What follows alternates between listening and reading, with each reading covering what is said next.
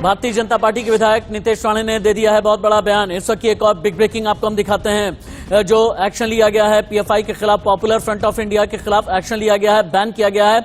इसे लेकर के एक बहुत बड़ी खबर आ रही है। पीएफआई पर सर्जिकल स्ट्राइक के बाद कई राज्यों में अलर्ट घोषित कर दिया गया है। पीएफआई पर बैन के बाद कई राज्यों में पुलिस फोर्स की डिप्लॉयमेंट बढ़ा दी गई है। दिल्ली के शाहीन बाग में ड्रोन के जरिए निगरानी की जा रही है। पीएफआई के हर एक रिकॉर्ड को एजेंसीज खंगाल रही हैं। पीएफआई के हर मास्टरमाइंड से इस वक्त देश में अलग अलग जगह पूछताछ चल रही है। एजेंसीज कौन कौन सी हैं ये भी आप जान लें। एनआईए, एसआईटी, एटीएस की ज्वाइंट टीम हर जगह पर नजर रखे हुए है और इस बात की तस्दीक कर रही है कि कोई भी देश विरोधी गतिविधि अब इस बैन के बाद कतई किसी भी कीमत पर नहीं होनी चाहिए। अगली ब्रेकिंग न्यूज इसके बाद बैक टू बैक चलाएं। पीएफआई के खिलाफ कार्रवाई में जांच एजेंसीज को मिले बड़े सबूत। पीएफआई के ठिकाने से मिले हैं आईईडी बनाने के डॉक्यूमेंट्स, बम बनाने के तरीके सिखाने वाले डॉक्यूमेंट बरामद किए गए हैं। सीक्रेट चैट से बात करने वाले कम्युनिकेशन सिस्टम भी बरामद किए गए हैं। 42 संगठन आतंकवादी संगठन की लिस्ट में शामिल रहे हैं। यूएपीए एक्ट के तहत 42 संगठन सूची में शामिल रहे हैं और इससे पहले भी इस तरह की खबरें आई हैं। इंडिया न्यूज संवाददाता विष्णु शर्मा भोपाल से लाइव। इंडिया न्यूज संवाददाता शक्ति सिंह मेरे साथ में बिहार की राजधानी पटना से लाइव हैं। पहले विष्णु के पास में चलते हैं। विष्णु, चूंकि अब सबसे बड़ी बात यह है कि कोई भी देशद्रोही कोई ऐसी हरकत अंजाम ना दे जिसकी वजह से शांति भंग हो। दिल्ली से लेकर के भोपाल तक, इंदौर से लेकर के उज्जैन तक ये सुनिश्चित किया जा रहा है। भोपाल, इंदौर, उज्जैन, जहां जहां पर छापामारी हुई थी पीएफआई के खिलाफ, वहां पर दफ्तर के बाहर या फिर दफ्तर के अंदर आसपास में पीएफआई के जितने भी लिंक्स हैं वहां किस तरह से सुरक्षा बढ़ाई गई है, अपडेट क्या है आपके पास? देखिए, जयपुर की अगर बात करें तो यहाँ पर जो पीएफआई का जो ऑफिस था वो एमडी रोड पर स्थित है। वहाँ जब इंडिया न्यूज़ की टीम पहुंची तो वहाँ पूरी तरह से सन्नाटा था, ताला उस ऑफिस पे लगा हुआ था। साथ ही जो केंद्र सरकार ने जो बैन के बाद जो एडवाइजरी राज्य पुलिसों को जारी की है कि आप नज़र रखिए कि कौन कौन इनसे जुड़ा हुआ है, उन पर नज़र बनाए रखिए। कोई भी अगर किसी भी प्रकार की जो गतिविधियाँ होती है उनकी रिपोर्ट आप जरूर दीजिए। तो कुल मिलाकर राजधानी जयपुर की अगर बात करें तो यहाँ पर भी छापेमारी हुई थी, कुछ दस्तावेज जब्त किए थे। राजधानी से राजस्थान से 2 गिरफ्तारियां भी हुई थी, लेकिन कुल मिलाकर अभी जो फिलहाल यहाँ पर शांति है। जी ठीक है, शक्ति के पास भी चलते हैं। शक्ति, चूंकि पीएफआई पर शिकंजा हाल के दिनों में इस वजह से कसा था क्योंकि फुलवारी शरीफ के कई दंगाबाज, फुलवारी शरीफ वाले कई साजिशकर्ताओं के नाम सामने आए थे जिनके लिंक्स गल्फ कंट्रीज तक भी थे और पाकिस्तान तक भी थे। फुलवारी शरीफ से लेकर के पटना तक, भागलपुर से लेकर के गया तक, दरभंगा से लेकर के और बाकी जितने भी इलाके हैं जहां जहां पर पीएफआई की एक्टिविटी थी वहां अभी क्या चल रहा है? देखिए, आपको बताया कि राशिद की जो पूरा बिहार में खास करके जो पटना के फुलवारी क्षेत्र में जो फुलवारी में जो है आतंकवादी टेरर मॉड्यूल के बारे में पता चला था, उसके बाद जो है छापेमारी लगातार जो है एनआईए की टीम जो है, हम बात करें बिहार के अगर सीमांचल की बात करें तो पिछले 3 महीनों के अंदर जो है एनआईए की करीब 3 बार जो है वो छापेमारी हुई है। और जो फुलवारी शरीफ में दस्तावेज मिले थे, दस्तावेजों के आधार पर ही जो एनआईए की टीम जो है आगे की कार्रवाई कर रही है। वहाँ जो पूछताछ की जा रहा है, आपको बताया कि पटना पुलिस ने इसका भी उद्भेदन किया था और जिसमें कि एक नोट बरामद किए गए थे फुलवारी से, जिसमें कि लिखा हुआ था गजवाए हिंद की बात कही थी, भारत को इस्लामिक राष्ट्र बनाने की बात की गई थी। तमाम तरह के डॉक्यूमेंट्स और जो है और कंप्यूटर के हार्ड डिस्क के साथ साथ जो लोगों की गिरफ्तारी हुई थी उन सब के पूछताछ के बाद जो है एनआईए की टीम ने अब जो है अपनी रिपोर्ट भेजी और बैन लगा दिया गया अगले 5 साल तक। लेकिन बिहार में खासकर सीमांचल का जो एरिया है, खासकर जो मुस्लिम आबादी जहाँ पे ज्यादा है, वहाँ के युवकों को जिस तरह से पीएफ के जो टीम जो लोग थे वो करते थे। मेरे senior colleague executive editor Rakesh Kumar Singh भी मेरे साथ में जुड़े हैं दिल्ली से। राकेश, अब ये बताएं दिल्ली में क्या चल रहा है? दिल्ली में खास तौर से मैं शाहीन बाग इलाके के बारे में आपके जरिए जानना चाहूंगा। शाहीन बाग, ओखला, इसके अलावा अबुल फजल, जामिया नगर का इलाका। जामिया नगर में धारा 144 अगले 15 दिन के लिए लगाई गई है, लेकिन पीएफआई की जितनी भी एक्टिविटी थी इस इलाके में, दक्षिणी दिल्ली के इस इलाके में, इस पर किस तरह शिकंजा कसा गया है? ड्रोन के जरिए कैसे निगरानी रखी जा रही है? राकेश, देखिए, दिल्ली पुलिस को साफ तौर पे निर्देश दिया गया था और 2 दिन पहले से ही दिल्ली पुलिस जो है पीएफआई के जो कार्यकर्ता हों या पीएफआई के ऑफिस है वहां पर सुरक्षा पहले से ही जो है चाक चौबंद जो है करने के निर्देश दिए गए थे। और राशिद, सबसे महत्वपूर्ण बात यह है कि जो सरकार के टॉप सोर्सेज का ये डोजियर है कि आखिरकार पीएफआई बैन क्यों किया जाना चाहिए, जिसको जो है सरकार पेश करेगी जब मामला ये अगर कोर्ट में चुनौती दिया जाता है। तो ये एक्सक्लूसिव दस्तावेज ITV नेटवर्क के पास है और इसमें साफ तौर पर जो दिल्ली की बात है, दिल्ली को लेकर पूरी रणनीति दिल्ली पुलिस, केंद्रीय अर्धसैनिक बल के जवान के साथ केंद्रीय गृह मंत्रालय के आला अधिकारी जो JSUT डिवीजन है वो लगातार जो है दिल्ली पुलिस के साथ संपर्क में था और पूरी तौर पर ड्रोन के जरिए चप्पे चप्पे पर जो भी जो संदिग्ध इलाके हैं, जिस तरह से आपने जिक्र किया, चाहे जो शाहीन बाग का इलाका हो या अन्य इलाके जो कि संदिग्ध इलाके हैं, उनको दिल्ली पुलिस को विशेष तौर पर चिन्हित करने को कहा गया था। भोपाल से भी मेरे साथ संदिग्धों में पर सहयोगी हैं, भोपाल, पटना, लखनऊ, वाराणसी, दिल्ली, मुंबई, हर जगह से इंडियन न्यूज कोलीग्स मेरे साथ में जुड़े हुए हैं। एक छोटा सा ब्रेक, कहीं मत जाइएगा। PFI के खिलाफ ये बड़ी इन्वेस्टिगेशन जारी है। याद रखिएगा, इंडिया न्यूज की मोटो सिर्फ और सिर्फ एक है, सबसे पहले देश। PFI यानी पॉपुलर फ्रंट ऑफ इंडिया के खिलाफ बैन लगा दिया गया है। कई कट्टरपंथी भड़के भी हैं और इसी बीच असदुद्दीन ओवैसी ने यहां तक भी कह दिया है कि ये तो ड्रैकोनियन बैन है और असदुद्दीन ओवैसी ने यह भी कहा कि बैन को किसी भी कीमत पर मैं सपोर्ट नहीं करता हूं। असदुद्दीन ओवैसी ने ट्वीट करके क्या कहा ये तो हम आपको दिखाएंगे, लेकिन सबसे ज्यादा नजर अगर कहीं पर टिकी है तो वह है राजधानी दिल्ली पर। जतिन गोस्वामी की एक रिपोर्ट आप देखें। जतिन गोस्वामी के पास में हम चले उससे पहले जितने भी इंडिया न्यूज संवाददाता मेरे साथ में जुड़े हैं आप एक बार देखें। महाराष्ट्र की राजधानी मुंबई से अभिषेक शर्मा लाइव, ब्रिजेश जैन MP की राजधानी भोपाल से लाइव, राजस्थान की राजधानी जयपुर से विष्णु शर्मा लाइव, पटना से शक्ति सिंह लाइव। एक बार अभिषेक शर्मा के पास में हम चलते हैं। अभिषेक, महाराष्ट्र में क्या क्या चल रहा है? खासतौर से मैं ये जानना चाहूंगा कि परभणी, सोलापुर, भिवंडी का इलाका, मुंबई में जहां जहां पर PFI की एक्टिविटी ज्यादा थी वहां पर अभी तक का अपडेट क्या है आपके पास? बिल्कुल, देखिए ये साफ है कि कल जो पूरे महाराष्ट्र में तमाम जगहों पर, हम परभणी की बात कर रहे थे, आप परभणी, औरंगाबाद, नासिक, मालेगांव और जो तमाम ऐसे इलाके हैं जहां जहां पर ये लोग, इनकी पूरी संख्या अधिक थी, उन तमाम जगहों से उठाया गया था, लोगों को डिटेन किया गया था, कुछ लोग हिरासत में लिया गया है, कुछ लोग गिरफ्तार किया गया है। संख्या अगर बात करें करीबन 43 से अधिक लोगों को गिरफ्तार किया गया था, साथ ही डिटेन किया गया था। लेकिन कई लोगों को इसका गिरफ्तार मतलब ही नहीं कि वो गिरफ्तारी किया गया है, कोर्ट पे ले जाने के बाद उन्हें लिखवा के उनसे लिखित बयान लिया गया उनका कि आखिरकार ऐसी कोई भी गतिविधियों में लिप्त नहीं होंगे, प्रिवेंटिव जो एक्शन होता है वह किया गया। थोड़ी देर पहले ही महाराष्ट्र के जो गृह मंत्री है देवेंद्र फडणवीस, उनका बयान आया, उनका साफ साफ कहना है कि जिस तरीके से उनके राडार पर तमाम नेता थे, तमाम कुछ अन्य संगठन के लोग थे, इसका मतलब साफ हो जाता है कि किस तरह के आतंक को बढ़ावा देने का काम लगातार PFI करता रहा है और यही वजह रहा है कि इन्हें बंद किया गया है और जरूरत भी थी राशिद इन्हें बंद करने की, जिस तरीके से देश विरोधी काम किया करते रहे PFI की तरफ से। इसलिए PFI पर बैन लग जाने के बाद में दिल्ली का भी हाल क्या है? दिल्ली में जमीन से लेकर के आसमान तक ATS, STF और NIA की नजर किस तरह से टिकी है? ड्रोन के जरिए कैसे कराई जा रही है निगरानी? दिल्ली के शाहीन बाग से जतिन गोस्वामी की लाइव रिपोर्ट।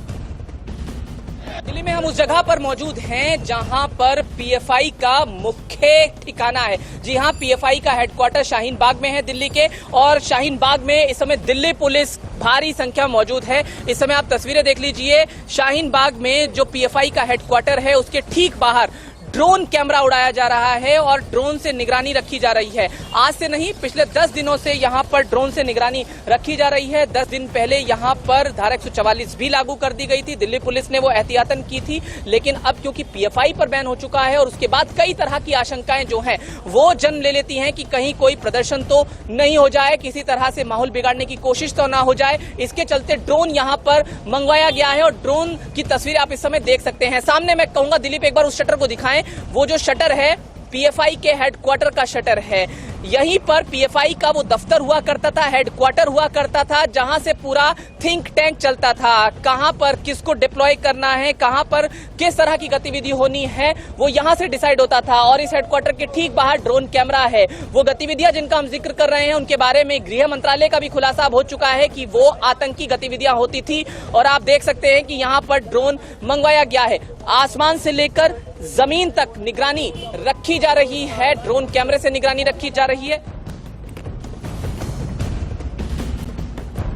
इससे पहले कि एमपी की राजधानी भोपाल हम चलें, दो तस्वीरें आपको हम दिखाते हैं कि किस तरीके से अटैक किया गया है पीएफआई के खिलाफ। और पीएफआई ही नहीं बल्कि 42 संगठन के खिलाफ ये मोदी शाह ने शिकंजा कसा है। और आज की तारीख में हर कोई ये कह रहा है, एक था पीएफआई, मोदी शाह ने कसा शिकंजा, पीएफआई पर बैन का पंजा। दो तस्वीरें आपको दिखा रहे हैं, प्रधानमंत्री नरेंद्र मोदी और इसके अलावा गृह मंत्री अमित शाह, दोनों का ही एक ही संकल्प कि देशद्रोही के खिलाफ किसी भी कीमत पर एक्शन लिया जाएगा। और दाईं तरफ की जो तस्वीर आपको नजर आ रही है, पीएफआई पर यह बैन का पंजा है, सरकारी गैजेट है, सरकारी नोटिफिकेशन है जिसमें पीएफआई के खिलाफ बैन लगाया गया है। इंडिया न्यूज संवाददाता ब्रिजेश के पास में चलते हैं। एमपी की राजधानी भोपाल से ब्रिजेश मेरे साथ में लाइव है। ब्रिजेश, मुझे ये बताएं कि अब पीएफआई पर शिकंजा कस गया है। उज्जैन और इंदौर से जो लोग अरेस्ट किए गए थे, इन्होंने इंटेरोगेशन में ऐसा क्या बताया कि पीएफआई के खिलाफ इतना बड़ा एक्शन लिया गया है? ये मास्टरमाइंड हैं, सूत्रधार हैं, मोहरा हैं, चेहरा हैं, ये क्या हैं? गल्फ कंट्रीज में इनके तार क्या थे? पाकिस्तान कनेक्शन क्या है? आईसिस के साथ में या फिर आईएसआई के साथ में इनका जुड़ाव किस तरीके से हुआ था?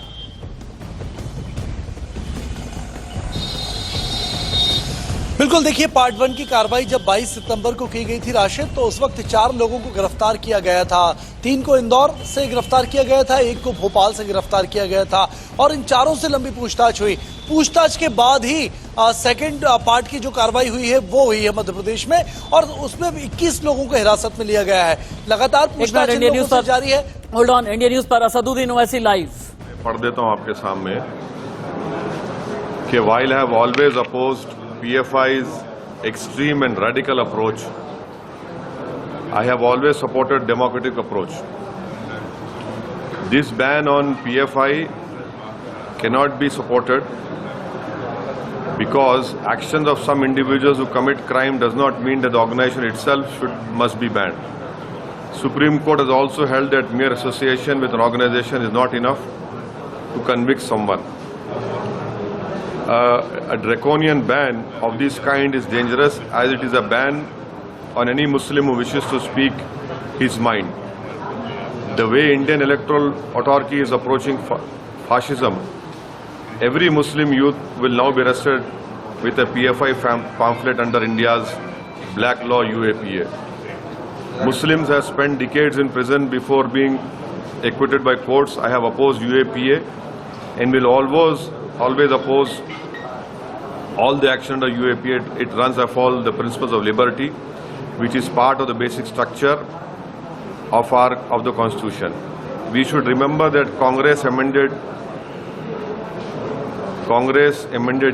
UAPA to make it stringent, and when BJP amended the law to make it even more draconian, and at that time the Congress supported it. This case will follow the timeline of Kapan, where any activist or journalist is randomly arrested and takes 2 years to even get bail.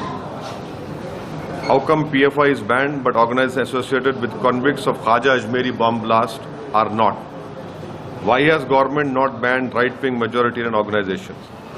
This is my statement on this recent ban issue. Sir, mountain of evidence मिला है जिस प्रकार से union home ministry ने दो Reds किए हैं, तो जबरदस्त एविडेंस मिला है पीएफआई के खिलाफ। किस प्रकार से देश विरोधी गतिविधियां वो कर रहे थे, उसके चलते उनको बैन किया गया है। मेरा स्टेटमेंट जो मैं पढ़ा हूँ फिर से दोबारा पढ़ सकता हूँ आपके लिए हिंदी में। अरे लेकिन ये नहीं, आपके लिए मैं सिर्फ अपना स्टेटमेंट पढ़ूंगा। मैं अगर आप चाहें तो हिंदी में पढ़ दूं आपके लिए। आपके हिंदी में पढ़ना है तो पढ़ दो, तो हिंदी में आपके लिए सुन लीजिए ताकि हिंदी में आपको आसानी हो जाए। भाई सर, ये तो पूरा करके आपके जैसे होमवर्क करके किया गया था। हाँ जी, जरूर सही है। मैं आपकी काबिलियत पे भरोसा नहीं कर रहा हूँ, बट लेकिन आप अपोज क्यों कर रहे हैं? नहीं, वाइल सुनिए, सुन लीजिए ना।